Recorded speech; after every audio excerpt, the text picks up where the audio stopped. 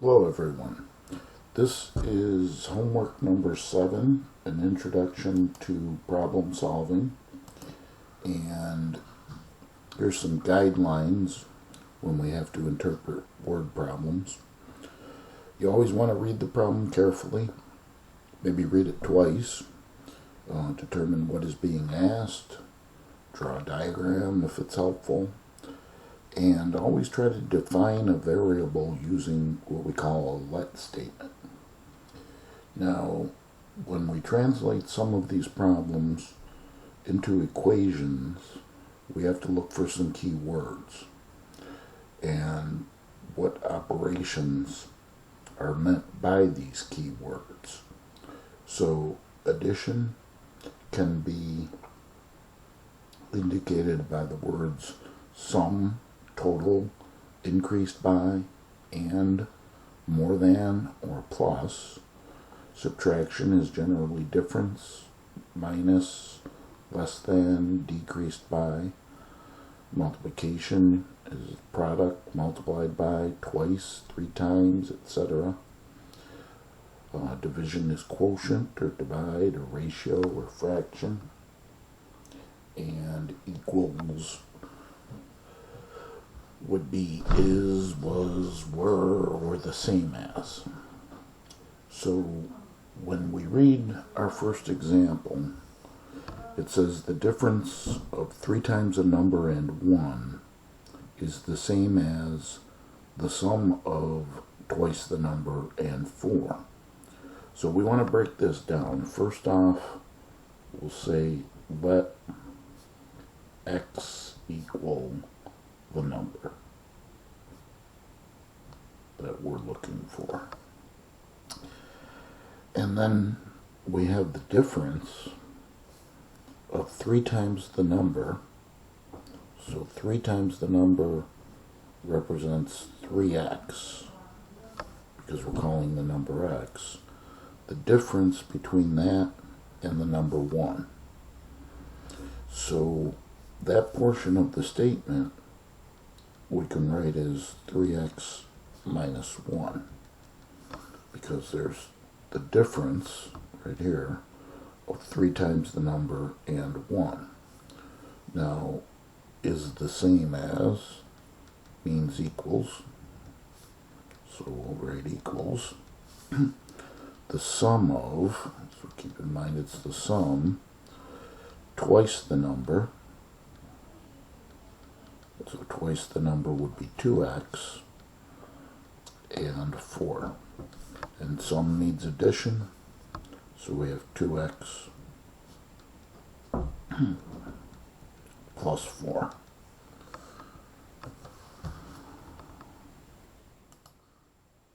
So once we have the equation written, then we just solve as normal. So note that the variable is on both sides of the equation. So we're going to decide to bring it to one side. Remember, where the coefficient is greater is most advantageous. So I'm going to choose to bring the variable to the left by subtracting 2x from both sides. Line up the like terms. There's our addition bar. 3x minus 2x is 1x, or just simply x. Recopy the negative 1 and the equal sign. The 2 x's are gone, and we'll bring down the 4 and tuck it right next to the equal sign. And since we got the x's on the left, we'll bring the numbers to the right, so we'll transpose a negative 1 by zeroing it out, undoing it, or adding 1 to both sides. And note the structure of the solution again. 1's are gone, bring down the x, tuck it right next to the equals, and 4 plus 1 is 5. Okay, so that's all there is to that. Now this one you got to be a little bit careful with, because as opposed to the way this was written, where it mentioned the operation of a difference or a sum first, and then talked about the number and its relationship between these integers. Here, the operative word is multiplication first. So this is 5 times, which means 5 multiplied by the sum of a number and 1. So the sum of a number and 1, where we're going to let x equal the number again, the sum of a number and 1 would be x plus 1. But because of the wording, it's 5 times that sum of the number and 1. So we're going to need some parentheses around the x plus 1. So therefore, that statement is 5 and in parentheses x plus 1, because once again, that's 5 times, and then here is the sum of the number and 1. Okay, is the same as, means equals again, so equals, and same type of wording here. Multiplication by 6 times is mentioned first, and then it talks about the difference of a number and 3. And we know difference is subtraction, so therefore x minus 3. But once again, from the start, we'll put parentheses around that, since that indicates that it's 6 times that quantity that represents the difference of the number and 3. And so 6 and in parentheses x minus 3. Okay, and then we'll solve for x. Now first we know the distributive property to remove the parentheses. So 5 times x is 5x, plus 5 times 1 is 5, equals, distribute the 6 as well, and we get 6 times x, which is 6x, and then 6 times negative 3 is minus 18. Now, since the variable is on both sides, once again, we have to decide which side we would like to bring the variable to, and I'm going to go with the guideline of bringing it to the side where the coefficient is greater, which would therefore be the right-hand side. So I'm going to transpose the 5x by adding the opposite, or subtracting 5x from both sides of the equation. Note once again how we line up the like terms and the equations, and there's our addition bar. The 5x's are gone, we bring down the 5, line up the equals. 6x minus 5x is 1x, or just simply x, and recopy the minus 18. And so, since we brought the variable to the right, we'll bring the numbers to the left, and we're going to have to transpose this negative 18, zero it out, add the opposite, undo it, whatever you want to think of. We're adding 18 to both sides. There's our addition bar, and we get that 23 equals x, which is the same as x equaling 23. Okay, so moving on. So the wording there you got to be careful with. Moving on, we have some situations that might require a little diagram, or it might be helpful. Because as we read this, it says a 21-foot beam is divided so that the long piece is 1 foot more than 3 times the shorter piece. Find the length of both pieces. Well, one thing we'll do for sure to begin with is declare our variables by letting x equal the shorter piece. So whenever you have these situations, you always want to let x be the shorter piece, and then you have to decide what the longer piece is equal to in terms of x. So it would be helpful here if we maybe sketched out a little beam. So this beam, we're told, is 21 feet long. So this distance is 21 feet. And it's divided so that there's two pieces, a long piece and a short piece. So you don't have to worry about how it's distributed to scale. Just call one piece, just slice it up so that there's a shorter piece and a longer piece. And the shorter piece we're going to call x, and it says the long piece is 1 foot more, so plus 1 of 3 times the shorter piece, and 3 times x would represent 3 times the shorter piece. So therefore the longer piece is going to be 3x plus 1. So back to our statements, we let x equal the shorter piece, the longer piece we just determined is 3x plus 1, which again makes sense because it's 1 foot more than 3 times the shorter. So therefore the sum of the two pieces, the shorter piece x plus the longer piece 3x plus 1, has to equal the length of the beam, which is 21. So now we're ready to solve this equation, and remember, before we transpose on either side of the equation, we want to look for like terms.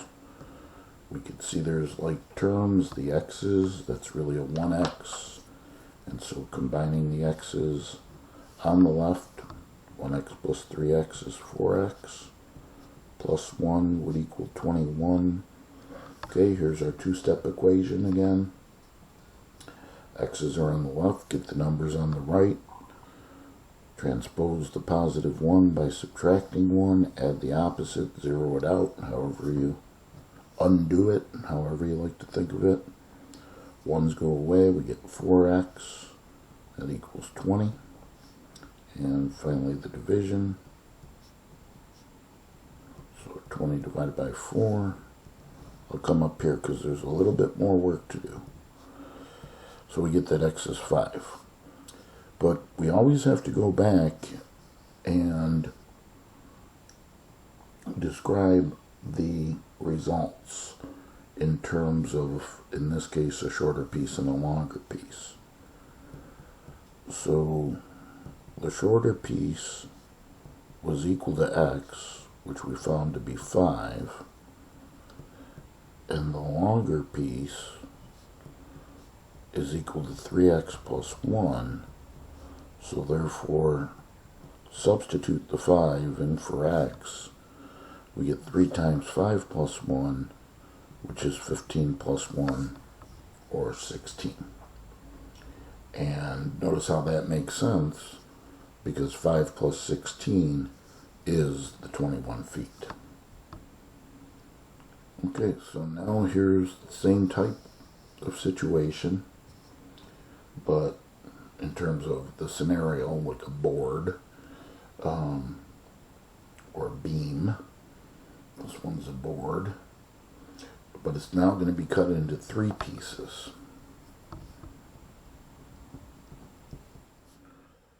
So let x equal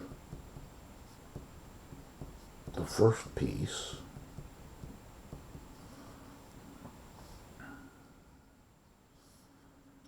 And let's see what the scenario is.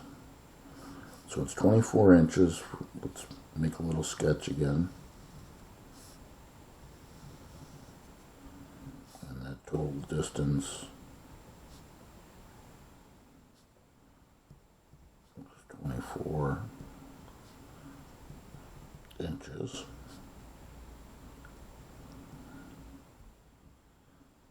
And I suppose I should give these units 5, that's feet, and this was 16 feet as well.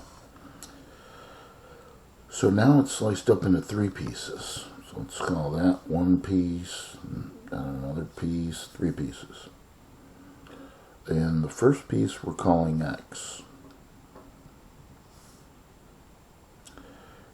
And it says the second piece is twice as long as the first piece.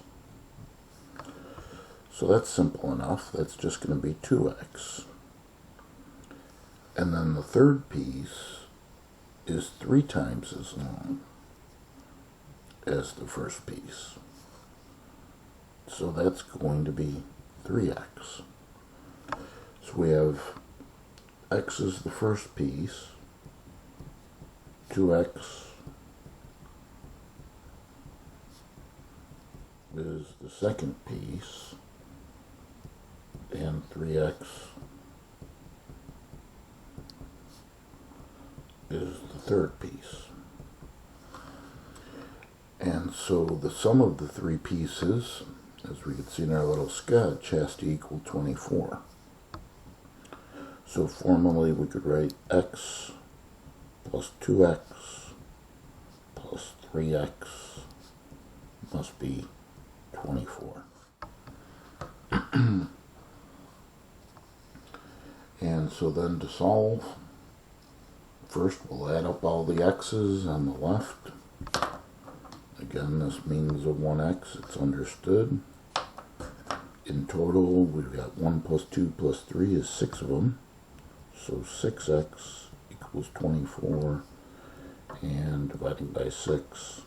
A lot of times the equations are actually turn out to be easy, like this one. The equations turn out to be easy to solve. It's just setting them up. Excuse me, that's the issue. Okay, so summarizing. The first is x, which is 4. Second piece, 2x, or 2 times 4, or 8. And the third piece is 3x, or 3 times 4, or 12. And that was, if you want to associate units, inches for each of them. And kind of nice to double check, add the 3 up. 12 plus 8 plus 4. Yep, that's 24. Okay, so the next problem has to do with what we call consecutive integers. And it's talking about the page numbers of an open book. So just imagine opening a book and got the page numbers. There's a left page and a right page, and they both have numbers on them. And so those numbers are consecutive integers. And if we let x equal the first page, okay, just think about this. Don't make it harder than it is, because think about it as an example that the page is page 23 is the left page. Well, if the left page is 23, the right page must be 24, which is just simply 1 larger than the left page. So if in general X is the first page, and I just picked that number 23 out of the air because it could have been any page. If page 84, the next page would be 85. So it's just, they differ by 1. So if X is the first page in general, or maybe I should even say this. Let me say it's the left page. That might even make more sense here. So let's say X is the left page. Then X plus 1 would be the right page. Again, just one greater. And so the page numbers are two consecutive integers. That's what we just listed, X and X plus 1, whose sum is 469. And so therefore we could write that X plus 1 is 469, because there's the sum of the two consecutive integers. Right, so that's 1x plus 1x, or 2x, combine like terms first, plus 1 equals 469. Here's our two-step process. Subtract 1, subtract 1. 1's are gone. 2x is 468. And divide by 2.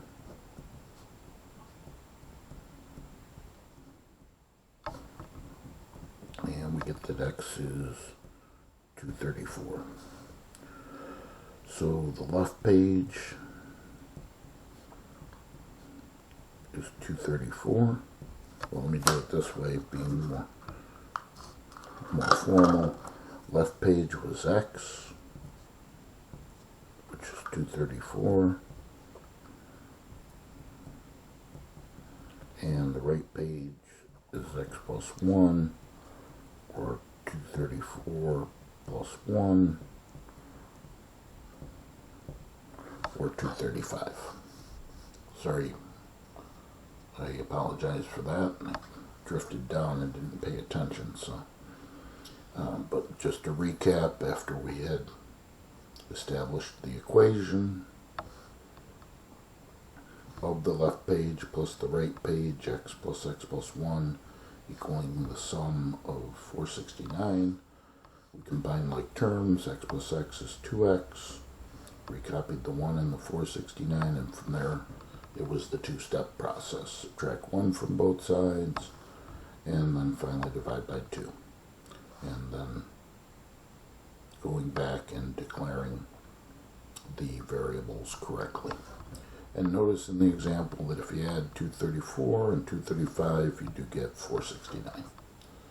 Okay, so that's the end of homework number 7.